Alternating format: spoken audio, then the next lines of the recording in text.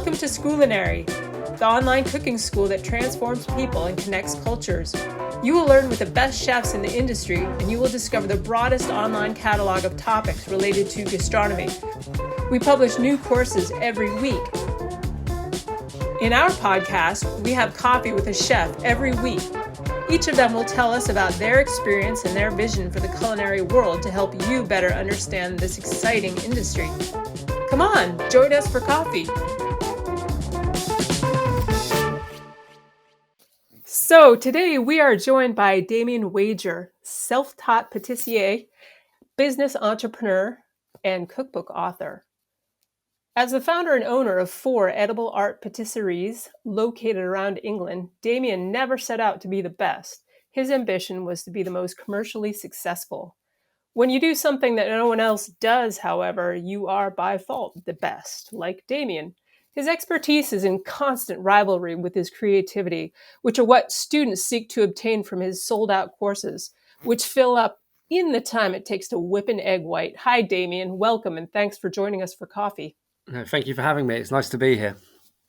So before we begin, a question that we ask all of our guests is if they drink coffee. Do you drink coffee? Yeah, probably too much, to be honest. But I'm a bit more when I come to places like Spain, Holland, France. They say I drink English coffee, so I tend to go for like a latte or a flat white at the very most. You know, I'm not so much of an espresso drinker myself. What's your preferred way of taking your coffee? It would be, it depends. Obviously, to try and maximise my ability to drink as much as possible, I'd say flat white, to be honest. Flat white's nice, a nice amount of coffee. It's not too much, but I get the right amount of caffeine I need from that, I think. Ah, nice. So if you would please tell us in your own words who you are, where you're from. That's so that our listeners have a chance to get to know you a little bit better. Yep. So my name's Damien Wager. I'm from England. I've lived all over England. I say that as if it's a massive country. A lot of people in America and stuff think it's a very small country and everyone knows each other, but it's quite large.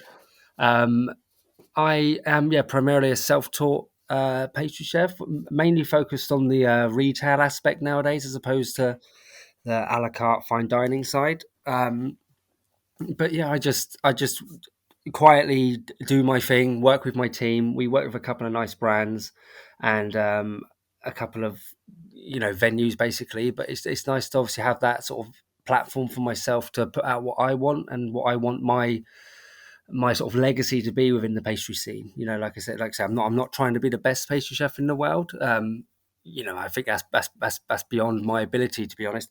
But I'm just trying to be the best at what I do and possibly the most marketable within my realms, within my grasp, if that makes sense. Sure, sure. Now that was interesting what you said, and then what was brought up earlier. You are a self-taught pastry chef. Can you take us through your learning process? Yeah, so it's a bit of self punishment more than anything else. I don't like to give up on anything.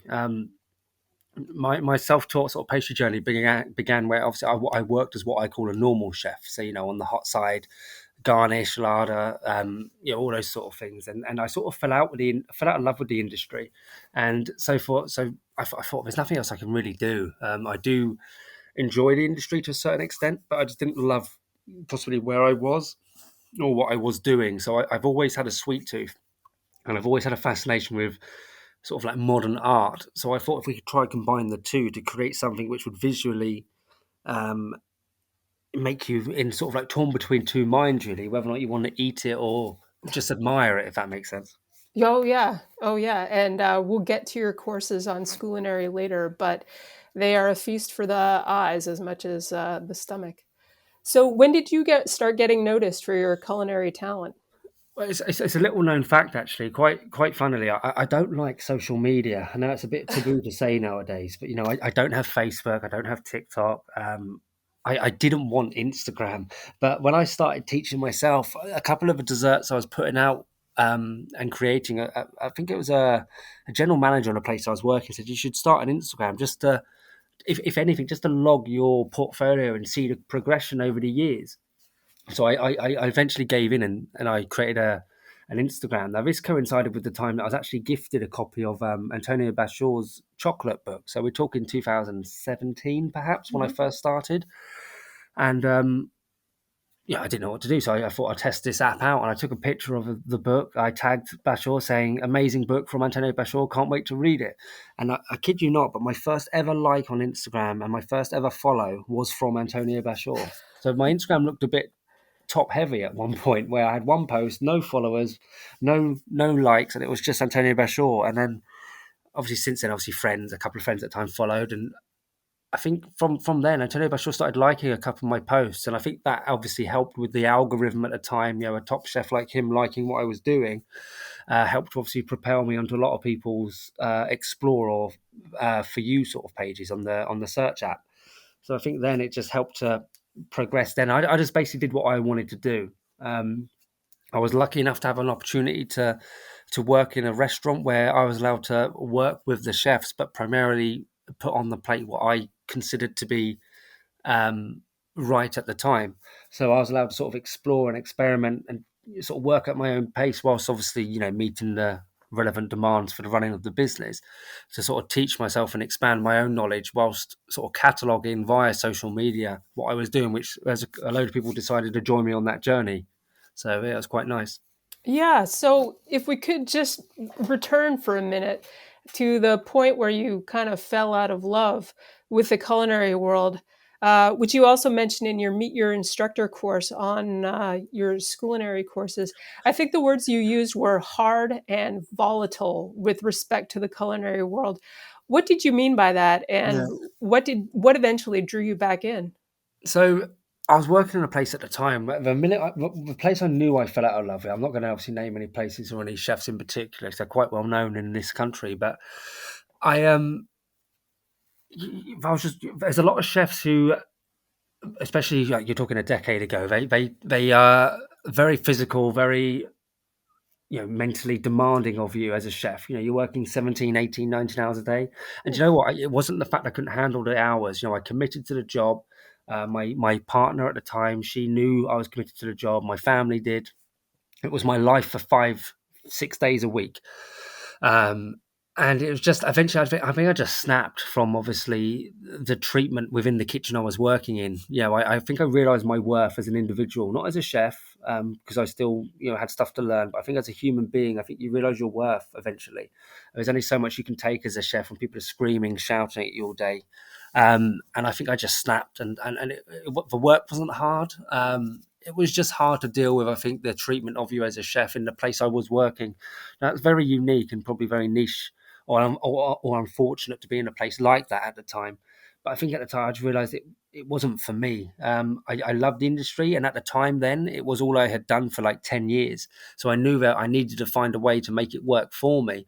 But I think then I started to realise that despite not being where I wanted to be in terms of professional or skill set, there was stuff I could do or stuff I could focus on to try and get there without having to climb my way through the ranks of a very outdated mindset and sort of outdated sort of hierarchy style kitchen, if that makes sense. Yeah.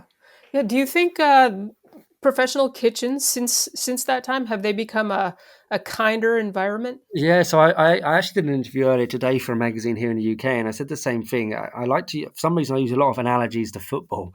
I don't know why, but we have a few clients who are footballers currently, and obviously ex-professional footballers. Obviously, in the UK, or in England especially, football is it's a very large sport. Obviously, like it is worldwide, but here it's very celebrated. And I talk to these ex-footballers, and they say in the 70s and 80s when they played, they wouldn't earn enough to basically pay their way. I said, but you Hmm. got 20-year-olds nowadays earning £100,000 a week or €100,000 a week, and Hmm. I see it's not the same, but it's very similar now. I look back and 10, 15 years ago. 15 years ago, I remember being on, say, 12, 13, 14,000 euros a year. It was enough. It was minimum wage, and it was enough to survive just because you were working so much.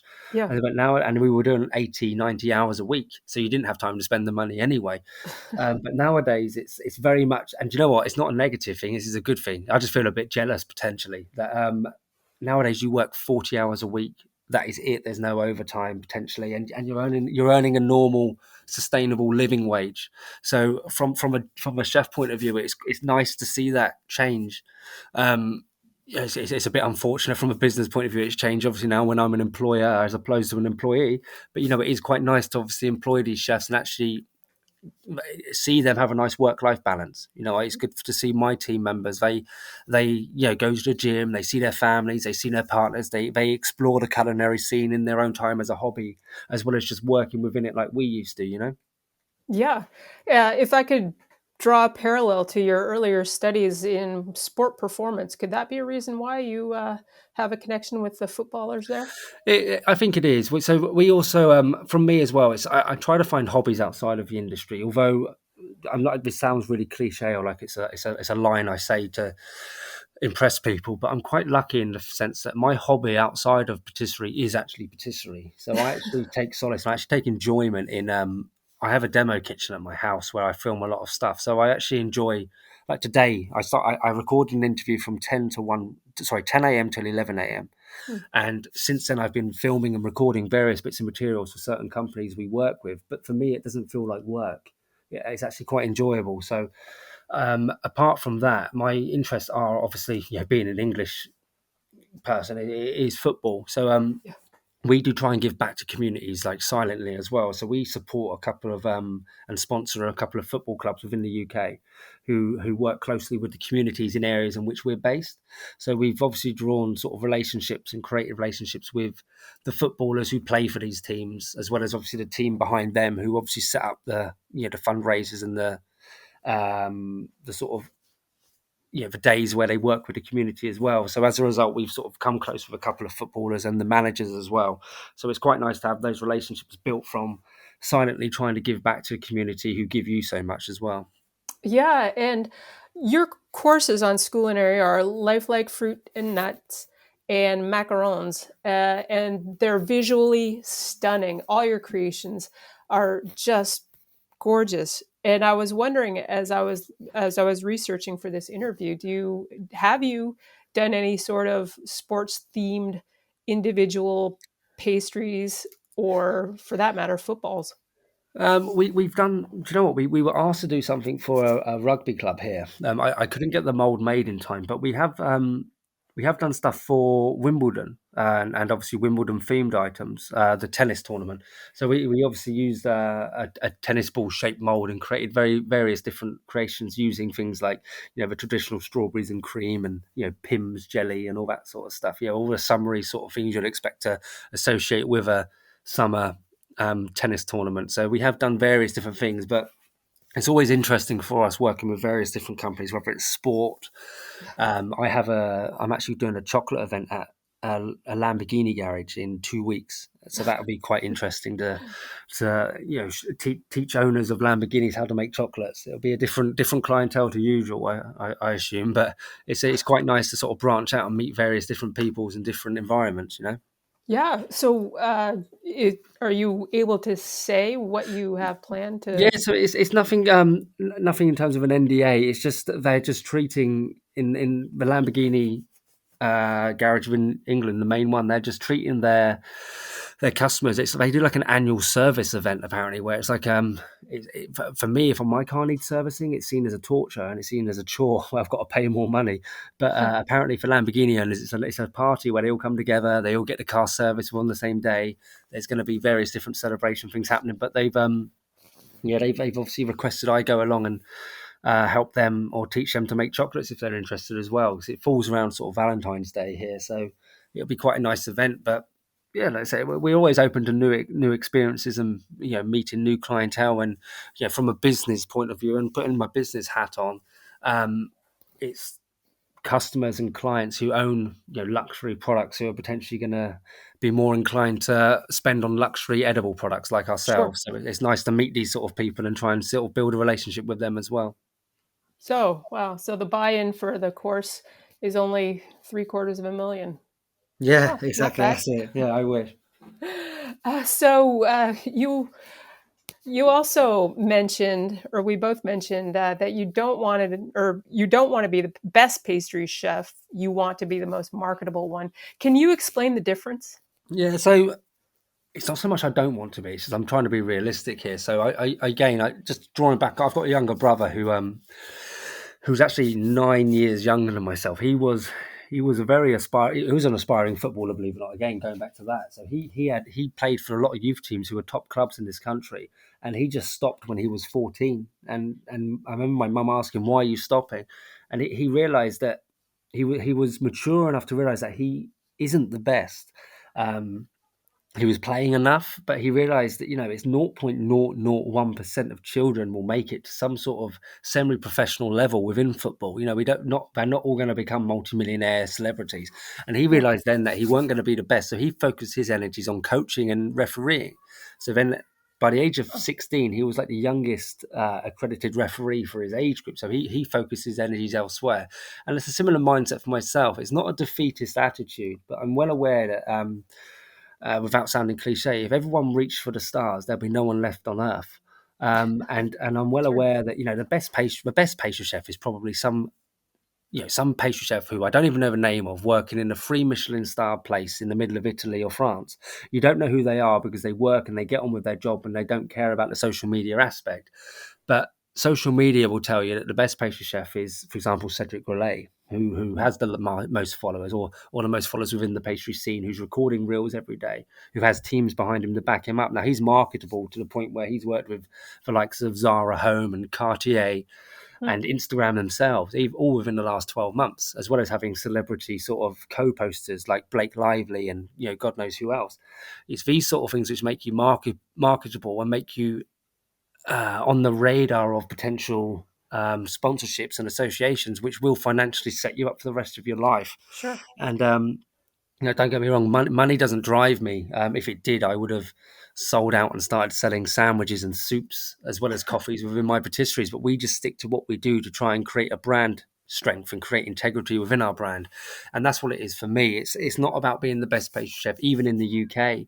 I don't know who is here. That's up for debate.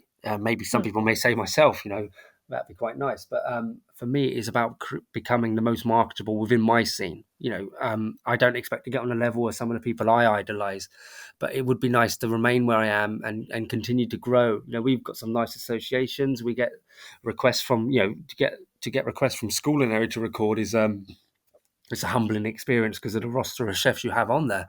Mm. So it's nice to get on that aspect and just try and do what we do and become marketable for what we do and where we are. It's nice to try and keep the customers coming back and build a base and just try and financially set myself up for a future.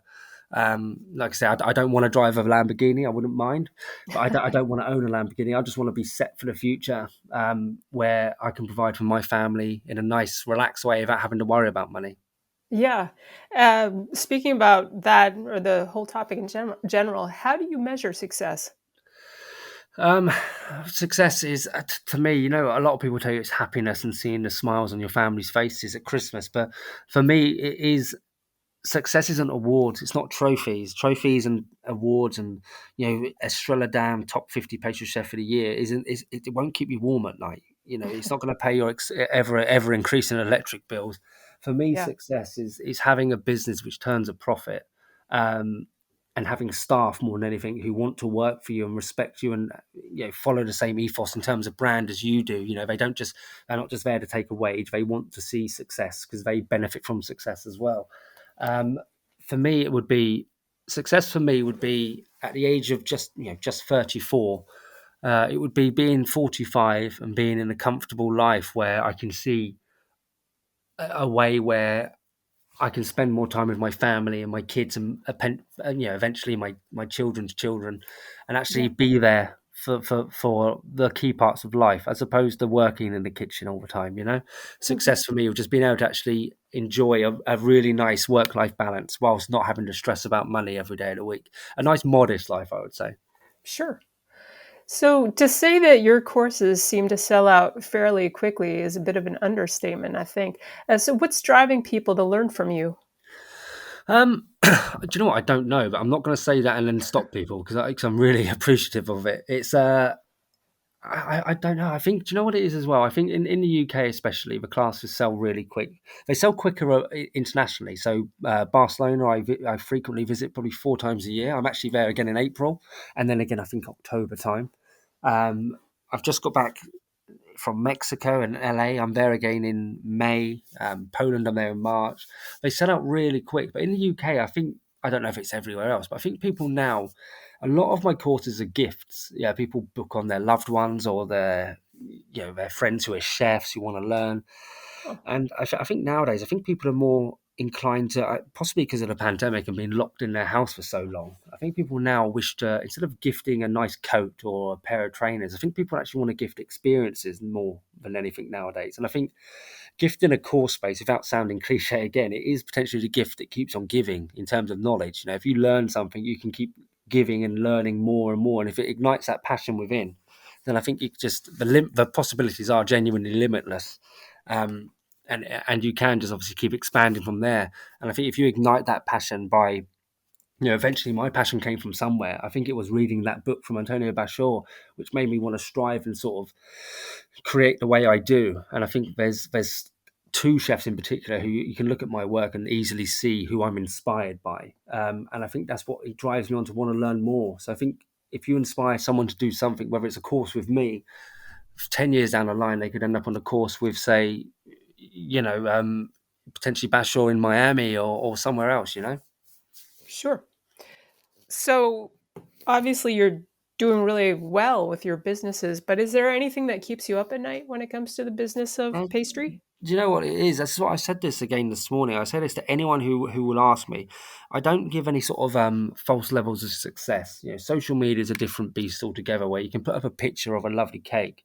That picture could be posted by anyone in any situation. I could be on a plane, business class to, say, America, or you could be in your home alone.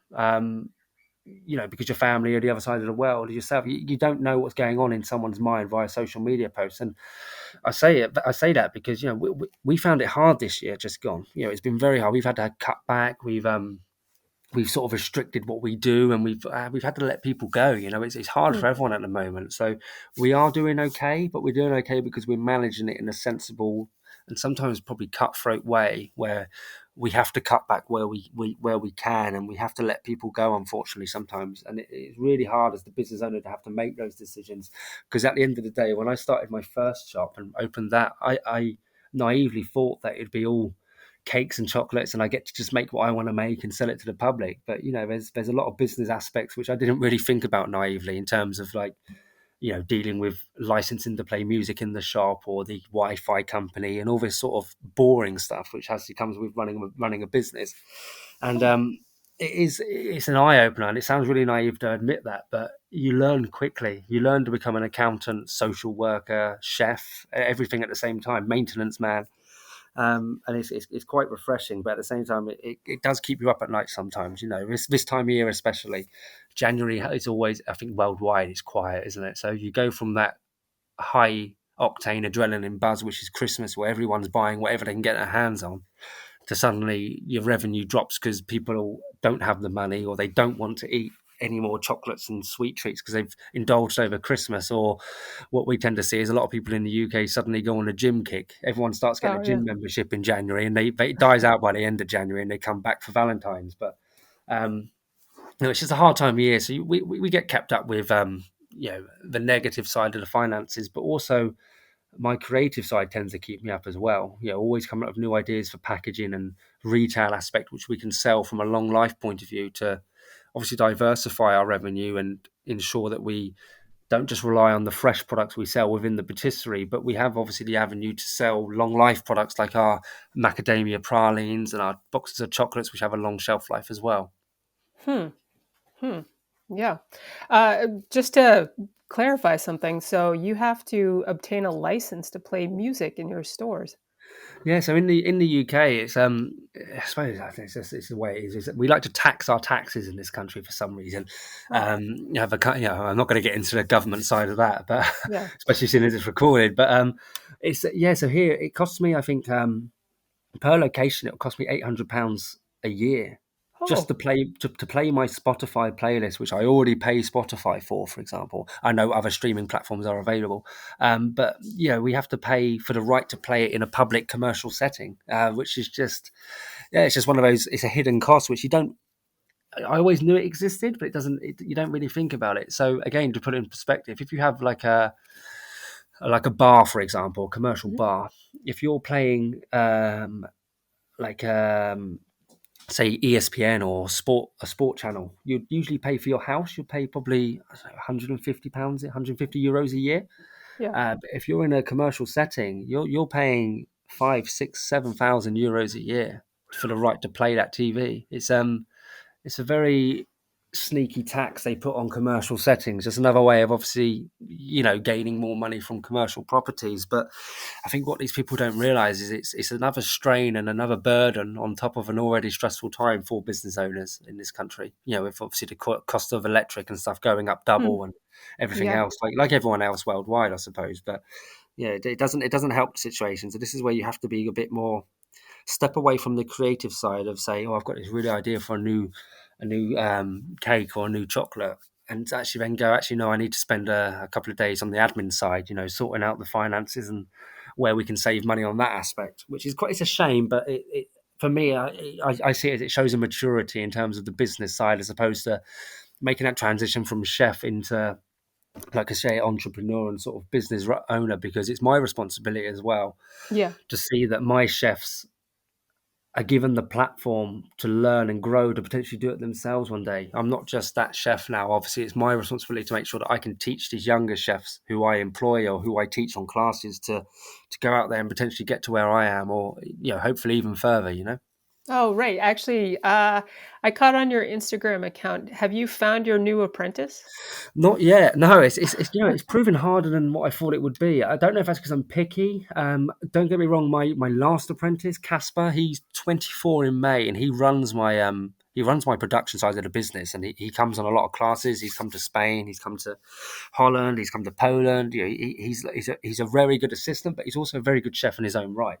Hmm. And he doesn't need to be with me anymore and those sort of things. He runs the business in terms of production. He runs the chefs. He's sort of like the head chef behind the scenes, and he's been rewarded on many aspects. But he's actually been given and gifted 20% B shares for the company. So Hmm. as a way of sort of like keeping him within the company for longer than the 7 years he's already donated, it's um it's worth his while as well as his salary. If we make X amount of profits, he gets 20% of it. Yeah. So it's a way of sort of maintaining that he doesn't want to right now go out and branch out on his own. And I think he's seen how hard it's been over the last few years. He doesn't probably want to do that anyway. But I think now it's time that his position was filled in that aspect. But he was such a hard worker from the age of 17. He was like a 30-year-old at the time. He's so mature for his age. It's such a hard position to fill that I'm just trying to take my time. I think we've had a lot of applicants, and we're going to sort of go through them over the next week or so. But we just want to make sure we find the right person, because we understand staff come and go. We've had staff come for 3 months to 18 months to whatever, and we're close with everyone. Everyone sort of leaves on good terms, really, Hmm. which is quite nice. But it would be nice to find someone now who we can have for a longer sort of duration, 2, 3, 4 years. Because it's nice to pass on to the next generation. But you know what? From an honest point of view, there's nothing worse than spending 3 to 4 months teaching someone and handing down all the knowledge you can so they can do the job you want them to do, just for them to leave and give that sort of effort to someone else. I know Yeah. that's life, but from a selfish point of view, it's quite frustrating sometimes to witness. But it is how it is. It's just you never know, really. It's people's situations personally can change as well, and it may not be their decision to want to leave. It may be a family sort of Hmm. situation they find themselves in. So I understand it can be different situations, but for me, it's just important that we don't have people leave on bad terms. I don't want that. We don't want that for anyone's sake. We want everyone to. I don't want anyone to be put off the industry the same way I was, if that makes sense. Yeah. Well, yeah, you're sharing your experience in other ways as well, it sounds like. So, your expertise is in the name of your business, Edible Art. And anyone who's visited your Instagram profile at Damien Wager can plainly see why it's got that name. What inspires your creations? So I touched on earlier that it's no surprise visually if you look. There's a couple of chefs, Bashir and Cedric Goulet especially. They inspire our. I like to think we are inspired. It's not a direct imitation. Um, varies a few comments on my social media. Like people like to say I'm Cedric Goulet from Wish, or the UK Cedric Goulet, or a cheap version. But do you know what? I take it as a compliment, because if you look at my work and you see his work within mine, that shows a similarity, which is that's a compliment to me, because to me he is one of the best. So I take that with all the positive intentions I can. But apart from obviously other chefs doing what they do, which inspires us, it can be anything. It can be a trip to the supermarket when you're shopping and you see a certain flavor or a fruit, or a combination in a biscuit or a breakfast cereal. And it can be something like that which just sets your mind racing and thinking how you can make that work. So literally about an hour before this, I made a joke. I left some Ultratex on the side. I was thickening up a champagne for something we're creating for a company here. And I said, I better move the Ultratex in case someone uses it for sugar in their cup of tea. Obviously, being England, everyone drinks tea. And Yeah. and someone joked around saying, "Oh God, yeah," it said it'd create like a tea gel. And I thought, you know what, a tea gel could work like a biscuit mousse, a sort of like a jokey sort of English gatto. An Earl Grey sponge, a tea gel in the middle, and a biscuit mousse. So it'd be very, very British. So Oh, it's things like that can just come out of nowhere. And although that probably wouldn't work, it'd probably be a lot less appetizing than it sounds to an English person. Things like that's how things can be created sometimes. Even just an off the cuff or a jokey sort of comment can set the mind racing, and we encourage that within my business as well. We don't run it on sort of like a hierarchy status. We don't have titles.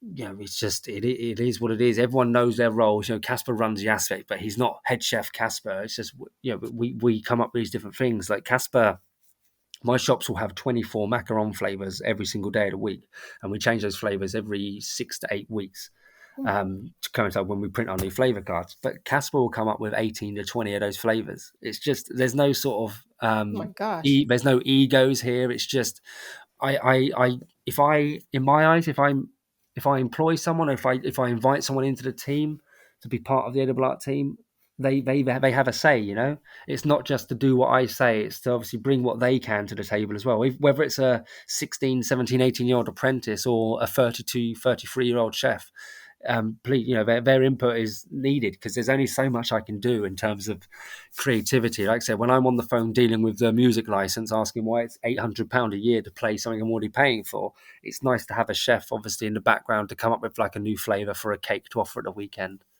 Sure. Pastry by its nature is pretty technical. What's the most technical pastry you have in your product range? Do you know what? It's hard to say, because I say this all the time. I had a class on Monday. We had 6 people come for this class, and they were saying, like, I kept saying comments like we was making something, and I said a comment along the lines of, "See, nice and easy. All you do is this. It's nice and simple, nice and easy." And they were saying it's easy for you to say, and you know what? I think it is. I think for us, I think the technical side of it would be some of the lifelike creations, because we don't use silicon molds. We use like a sphere mold, and we just build it from there. So everything starts in like a standard sphere, as the obviously Scoolinary course for the fruits will show you. It teaches you how to make these fruits from just using a ball, like a sphere shape, and you can create anything from that if you use the right techniques. Now, I think for some people that's quite technical, but for me, I think because I do it every week, at least we teach or we present it's not that technical. So I would probably say that, because it took us a long time to get to where we want with those techniques and that sort of skill set. So, and we're always learning. When I look back to the selection I had on opening day in 2020, um, I look back on that now, and I don't feel embarrassed, but you feel a little bit like, wow, we do so much better than that now. But obviously, I remember being so proud back then to open my shop and see the selection we had on offer. But I suppose that just shows a personal growth, I suppose. Yeah, I mean, it sounds like a natural evolution. I mean, doesn't sound very different from a lot of businesses that open and kind of evolve from there if they have a good, Exactly. So I like to say as well, you need to obviously always be evolving, always trying to yeah. learn, or I'm not saying you always need to better yourself, or always look for better, because you can end up living a very miserable life. But you Mm. should always be aware that better can exist or does exist, and whether or not, if it works for you, what you do, it works for you. Absolutely, maintain that and obviously have a nice structured life. But we're always looking for something to separate us from the rest. We're aware that we get compared to a lot of other chefs worldwide. And for me, it's very much like over the last 3 years, and I say this in the most the non-arrogant, most humble way I can, but we have been compared to a lot of chefs. I've been compared to a lot of chefs recently or in the last 18 to 12 months. And it's very much a bit like your idols can sort of become your rivals or your peers, if that makes sense. You become sort of on the same, people put you in the same sentence sometimes as some of these people. And when, like I say, working with companies as prestigious as like Scoolinary and filming classes with, alongside, I think my class was in the top sort of, the macaron class was in the top classes alongside chefs like Bashor. It's like it seems surreal to me. I've got books signed by him, and it'd be a proper like a fanboy moment if I see him again. I was lucky enough; he wrote a foreword for my first book, and that was like groundbreaking for me. But to even be like mentioned in these people's names, it is very much like it puts you in a different sort of level of pressure in a way where you need to perform and you want to get somewhere because to be able to have a conversation or to see these people follow your social media, it gives you a different level of motivation. Yeah. So you now have two Scoolinary courses, Lifelike Fruits and Nuts and Macarons, which was one of the top 10 most viewed courses for 2023. They are inviting as well as fascinating. And I was wondering if you would tell us what you would recommend to someone who is interested. What would they make for the first time from one of your courses? I'm quite lucky, really. Well, I was obviously invited to do the second course, and that's so different. Obviously macarons and creating a macaron and then creating like a life like hazelnut is a completely different process, completely different recipe. So I was quite lucky to have two completely contrasting classes, which I feel both will in turn hopefully become. Both sit in that top 10 spot, hopefully. But do you know what? I wouldn't recommend the macaron class first, only because obviously being a self-taught pastry chef is a bit of a story, probably a reckless story. But when I started teaching myself, I couldn't make macarons. Obviously, I was still in that what I called a hot side chef mentality of when you make a jus or you make a stock and you make a sauce, you can add a bit of this, take this away, add a bit more of that. I was in that mentality of I don't need to use a thermometer, I don't need to use scales. That quickly changed, obviously, for the record, because you're not going to get very far in pastry in that mentality. But macarons just did not work for me. So then I kept trying and trying and trying, and eventually I made a decision to get. I've got like a half sleeve tattoo on my left arm of macarons, and I thought, I'll get that done. One, to spur me on to say, you've got to learn how to make them, or you're going to look pretty stupid. Or it will always be a reminder that how much I failed and I never learned how to make them. And lucky enough now, obviously, we have several macaron shops primarily where we sell. We're producing, I think, 2,000 a day now at the moment, macarons in my kitchens. And it's just one of those things where macarons can be hard, but I would recommend that people have a go on the fruit course because you'll be very surprised. And I say this not to try and be arrogant or undermine what we do or make people feel bad if it doesn't work, but it is a lot more simple than people think it is. If you look at the way the strawberry's done or the hazelnut, it's the hazelnut and the strawberry. If you take away the visual outer appearance, they are the same shape and it's the same techniques which created both of them. It's just they're finished in slightly different ways. And I would recommend that because it's such a visually stunning thing to create. And if you put that on your dinner table for your family or for your friends, they're going to be completely wowed and feel a bit out of place, potentially. Huh. So, is that how you came to champion the macaron? Was just by drive? Yeah, it was a willingness to not want to fail. But they've always fascinated with the way they look. Also, and again, the business side of it, they're not the cheapest things to buy in terms of a box of 6 or 12, depends where you are in the country. We try and be as affordable as possible, but they're not the most expensive to create. So I was always fascinated on how they can be made, and it was the unlimited amount of flavors and colors and patterns and finishes you could do, and it drove me to want to learn. But I tell you what, if you think of like a standard Italian meringue recipe of say 300 grams of almond, 300 grams of icing sugar, 300 caster sugar, all these sort of things. It took me at least 3 kilos of almonds to get a batch of macarons where I could get a box of 6 or 12. I'm not even Oh, joking. You're talking 10 batches went in the bin, or there was things going on. But you know what? I was learning something from every single batch that went wrong. There were some which they were too loose and then they were too stiff. And then I piped them too big, or then I didn't tap them down, or rest them or cook them long enough. But I was learning, and I was making notes through every single stage to obviously see what I was doing wrong to create the recipe we have now, which coincides with our vegan recipe, Huh. to get to where we are now, where we don't have any thought about it. We don't stress about the recipe anymore. We know the recipe will work. We just spend our time now developing the internal recipe, like the ganache or the gel or the whatever we decide to put in the middle.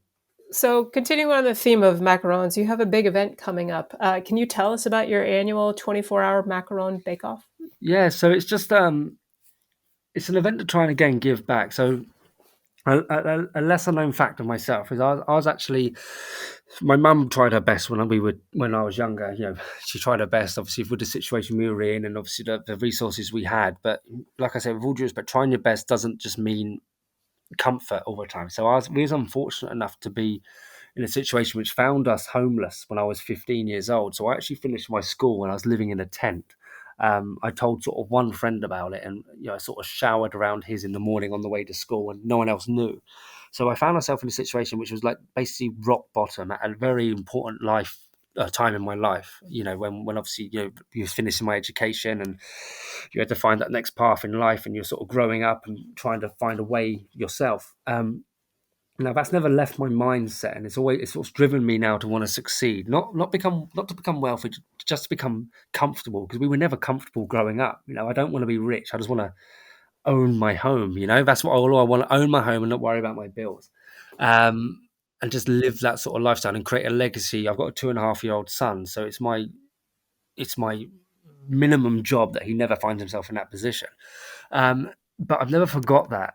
And I've never forgot growing up. And this event we do is to raise money for food banks. Now, I don't know. I assume there's something similar worldwide, but obviously I'll just say it just in case anyone don't know what that is. But a food bank in the UK is a place where people less fortunate, people who can't afford to, can go to in their local community and basically get a free sort of like shopping, for lack of better words. They can get like the essentials, like toiletries. They can get food. They can get milk. They can get bread, and it's free. It's donated by local people or businesses, and they play an important part, more so now more than ever, because of obviously the cost of living crisis worldwide is ridiculous. Hmm. And it's just the sort of thing where I've never forgot about this. I never forgot my mum used to have to visit them places a couple of times, and it broke her internally to have to go to somewhere like that and seek help to provide for her children. And for me, it's always stuck with me, and it's always been my thing. I give back as much as I can. I'm not a fan of this Instagram or social media craze nowadays of putting a camera in someone's face when you're gifting them money or food. That's not a nice mentality. To obviously, that person's in a situation they don't need that sort of embarrassment or pressure. So we give back more off the record. We give more than, I'm not even going to get into it on here because I don't want to try and promote what we do, but we give money away to local charities a lot in this situation. But this is something we do annually, where we invite Michelin starred chefs who I know and friends, and we all come together. And last year we worked 24 hours to produce as many macarons as possible, and then the day after we sell them. So we produced, I think, like 8,000 macarons in 24 hours. Oh, It wasn't. Do you know what? We did it in January where it gets dark early, and it was such a task, but it was worth it. So we raised like I think 3,500 or 4,000 pounds, which obviously we then spent on food and donated it to various different food banks, independent food banks. So obviously then they obviously then we don't know where that food goes, but we know it goes to people who need it. So yeah. this year we're just trying to do it again and do what we can. It's just it's nice to see companies who we work with get involved and donate various bits of like coffee machines or mixers and stuff, in which we auction off, and then that money all goes towards it as well. So it's just a way of trying to give back and use the platform I have to try Yeah. and raise some money and get some chefs who I know who, I know some chefs. I'm fortunate enough to know some chefs who have Michelin stars who are seen as, in the UK, people look up to these chefs. So they're going to come along just to meet these chefs and buy some macarons and, in turn support the event. So yeah, it'll be a good event again. So, who's on the roster for this year's event? Well, we've got lots of chefs to confirm, but we try and keep it as close knit as possible. So we don't just go for the biggest celebrities, but we're going for like chefs who I've worked with. So we've got a Michelin starred chef from a prestigious hotel down the road from where I live. I've got a couple of friends of mine who I grew up with, who have since become chefs in their own right and worked as sous chef in 2 Michelin star places, as well as obviously chefs and people from the local area as well. So it's nice that we try and use it as a community aspect, as well as inviting the biggest, most well-known chefs you can find in the local area who are willing to come. We're inviting other sort of similar businesses, people who would probably be considered more like our daily sort of rivals in terms of customers.